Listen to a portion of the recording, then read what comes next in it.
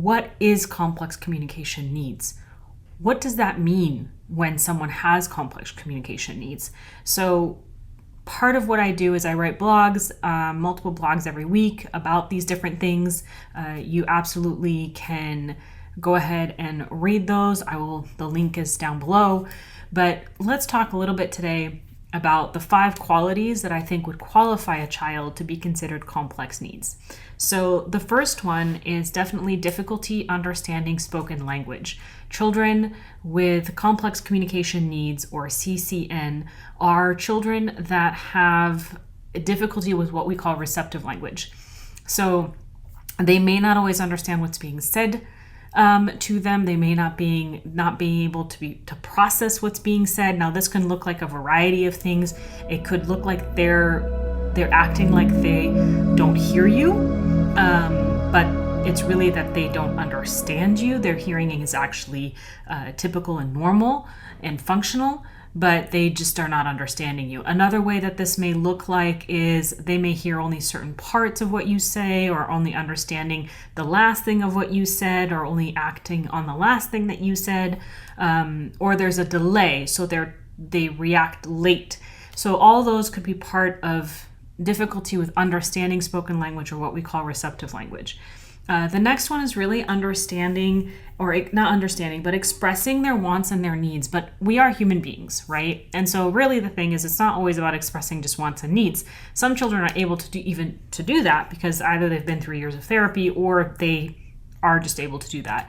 But it's a lot to do with also expressing your emotions, expressing your inner deepest feelings, sharing information, talking about what happened at school, and giving you in that information, and knowing how to give it to you so that you understand what to do with that information. The perception, those kind of meta-linguistic, higher thinking level skills that a lot of our complex needs children just struggle with that skill.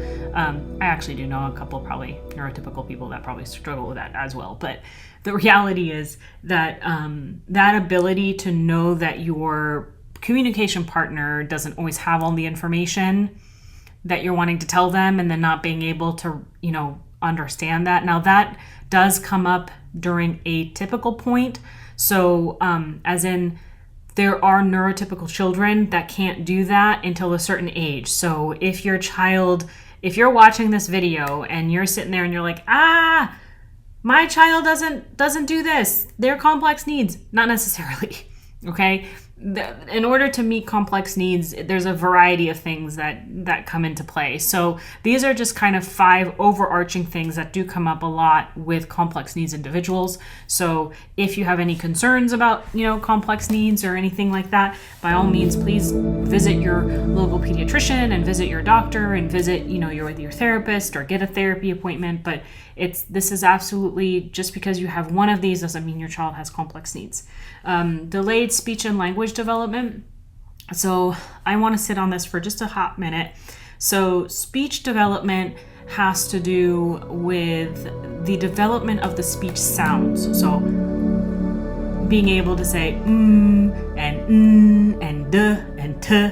That's speech sound development. Now, some children are not able to do that, or they only are missing a couple of those, which we would call those an articulation disorder. Now, that being said, if your child just has an articulation disorder, they would not meet the criteria for complex communication needs, because a child with complex communication needs is going to have multiple layers of complexity of language development, not just an articulation disorder.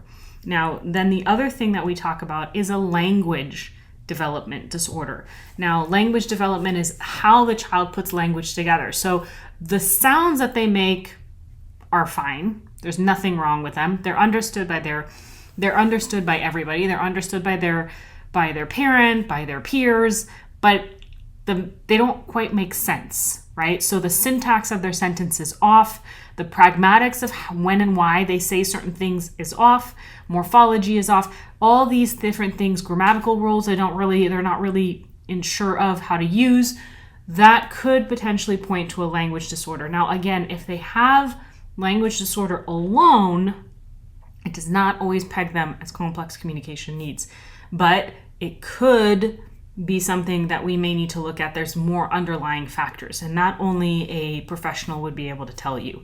So again, if you're hearing this and your child sounds like some of these things, by all means, please go reach out to your doctors and your community, your therapist community around you. Limited use of words and sounds. So they may have certain words, but they may have only a limited ability to say certain things. So certain sounds, they only have a very small repertoire of sounds, or they only have a small repertoire of words that they use, and they always use those words, and they're not expanding, they're not imitating words, they're not adding more words. That could be a sign that you've got more underlying conditions coming out underneath that we need to, talk about. And the last one, the fifth one, is sensory or physical support needs. So if your child has sensory problems, and I am not an occupational therapist, so by no means am I going to sit here and explain to you guys the different techniques of how to deal with sensory difficulties. However, because I work with complex needs individuals, I do have a lot of knowledge about sensory disorders, sensory problems, sensory difficulties. So a lot of the big thing that I really want to take home here is if your child has sensory and physical issues, okay, and you go to the speech pathologist, and in that session, the child is having a sensory overload, is either seeking sensory input or avoiding sensory input, and they have a meltdown or something like that, and your speech pathologist or therapist in general that's in there is not dealing with that, then that person is not understanding complex communication needs. Because the reality is, when your brain goes into that mode of needing to re-regulate, you are unable to tap in to your logic and the frontal part and language parts of your brain, right? So those higher cognitive skills aren't able to be tapped into. Now, because of that, it causes issue. And so it causes issue with being able to bring the child back down, and the same goes for physical needs. So if your child is uncomfortable in their chair because of physical impairments, then that would require a physical therapist to be able to help you to make sure you get the right equipment. So a lot of times my sessions kind of run with my complex needs children. They run that I have to make sure that they're positioned correctly. I make sure I have worked on their sensory needs and given them all of their input, and then we move on to cognitive skills. Now, those are really important that you kind of do them, not necessarily in that order, but that during your session, you're kind of working on, physical comfort, sensory issues, and then cognitive language in a complex communication needs child. So all of those are things that you always kind of have in your head, and those are things that as a therapist, I always am making sure that I track.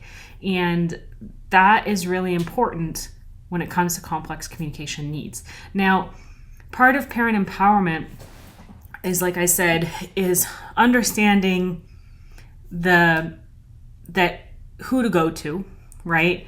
Knowing which professional you need to find to help you. And also it's about educating the community at large to understand that complex communication needs individuals very often have a lot to say. They just say it in a very different way.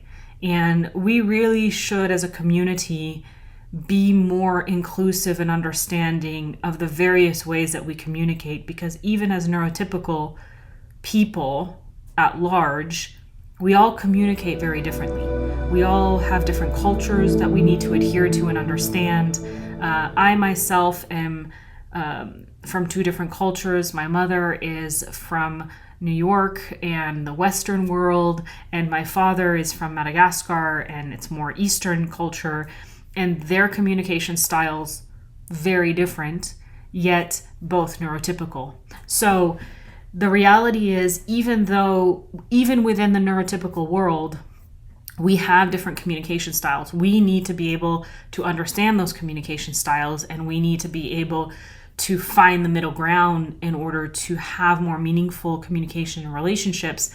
That is the same for our complex communication needs children, right? So the communication, the therapy, the tools that I use in my therapy in order to give them the ability to communicate with with the community at large is about matching their communication style. So we're looking at making sure we match the device to their communication style.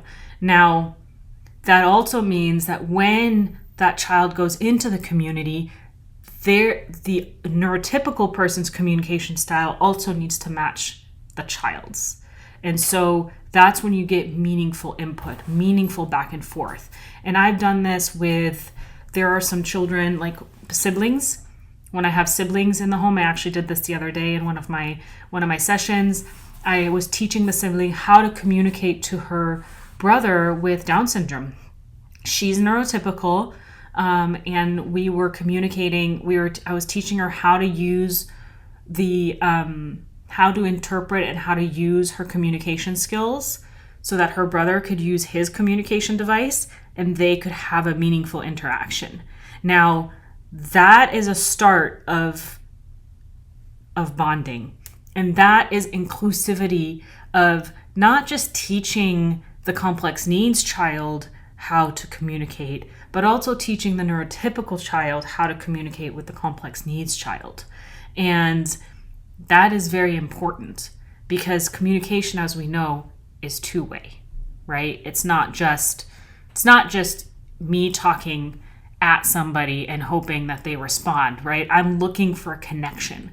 And so if we aren't able, and this is why I say the neurotypical person needs to meet the complex needs individual as well, is because that complex need individual may not be able to handle multiple bursts of output of communication, of sentences. They may not be able to handle that much auditory input. They may need more visual input. They may need more pauses. They may need you to give them longer time between things. They may only be able to interact for short periods of time. So the communication style, the communication interaction needs to be shortened. They may not be able to do it in very noisy places. They may need to have a quiet room to communicate. And that all needs to be understood by the neurotypical person. And so, but then by understanding that, what you're doing is you're giving the complex needs individual the opportunity to have a meaningful communication moment, to have a conversation, to have a meaningful connection with another human being.